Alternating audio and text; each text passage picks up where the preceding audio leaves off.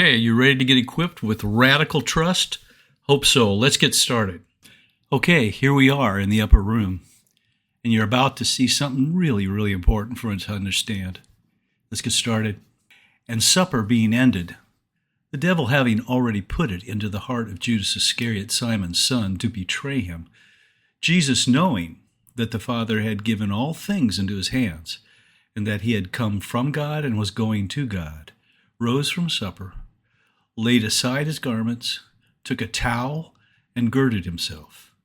After that he poured water into a basin and began to wash the disciples' feet, and to wipe them with the towel with which he was girded. Then he came to Simon Peter, and Peter said to him, "Lord, are you washing my feet?" Well, Jesus answered and said to him, "What I'm doing you do not understand now, but you will know after this." Peter said to him, "You shall never wash my feet." Jesus answered him, "If I do not wash you, you have no part with me."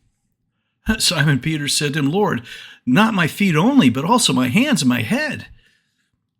Jesus said to him, "He who is bathed needs only to wash his feet, but is completely clean. And you are clean, but not all of you." For he knew who would betray him. Therefore he said, "You are not all clean."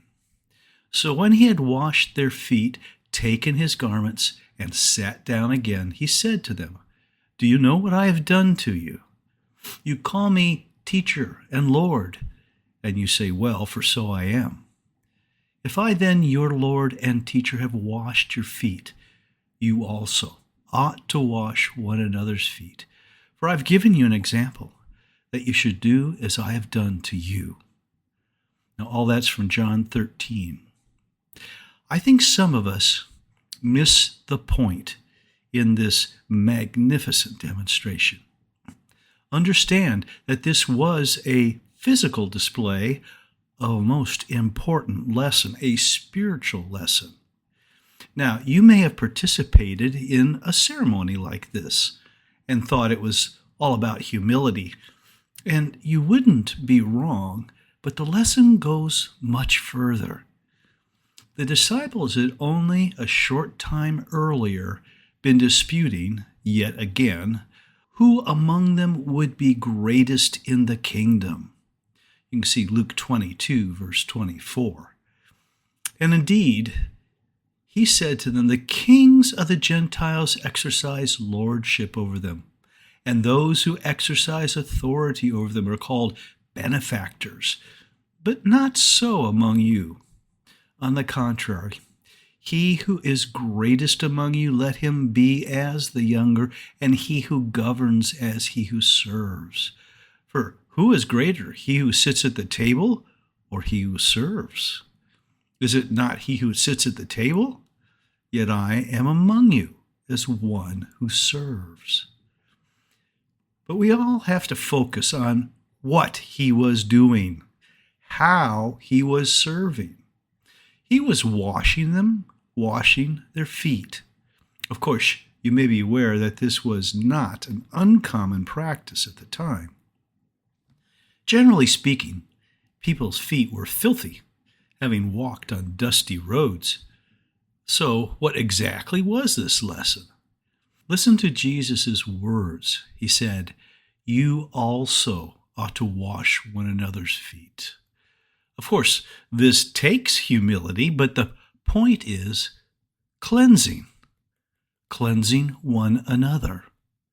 And note that he did it with simply a towel around his waist. That points to humility and openness, right? You see, the main point of his earthly ministry was indeed cleansing from sin. It was and is a cleansing that only he could do in the aggregate on the cross. The once and for all, wiping away all sin, all debt, for all people, for all time. But isn't it awesome that he said that we should be cleansing each other? What's that all about? If all sin was dealt with by Jesus on Calvary, what are we cleansing? It's certainly not the sin that leads to death. That filth has to do with the lack of trust and faith in God and His gracious gift. I suggest that it's the dust and dirt of this world that has to do with the stinking flesh. This humble cleansing, a cleansing that is vulnerable and open, is synonymous with forgiveness and esteeming others better than ourselves. The Apostle Paul wrote, "Let nothing be done through selfish ambition or conceit, but in lowliness of mind. Let each esteem others better than himself." That's Philippians 2:3. Now, of course, Peter objected to being washed by Christ. He didn't get it. But Jesus told him, "If I do not wash you, you have no part with me." And Simon Peter said to him, "Lord, not only my feet, but also my hands and my head." You have to love Peter. I'm not sure he really got it, but he enthusiastically wanted to. Jesus clarified the cleansing process by telling him that it's just those parts that get dusty, that contact with the earth. It needs to be washed. Jesus said to him, "He who is bathed needs only to wash his feet, but is completely clean." Where have you gotten dirty? Oh, not your feet or your hands physically, but your heart. Where have the earthly thoughts you entertained defiled?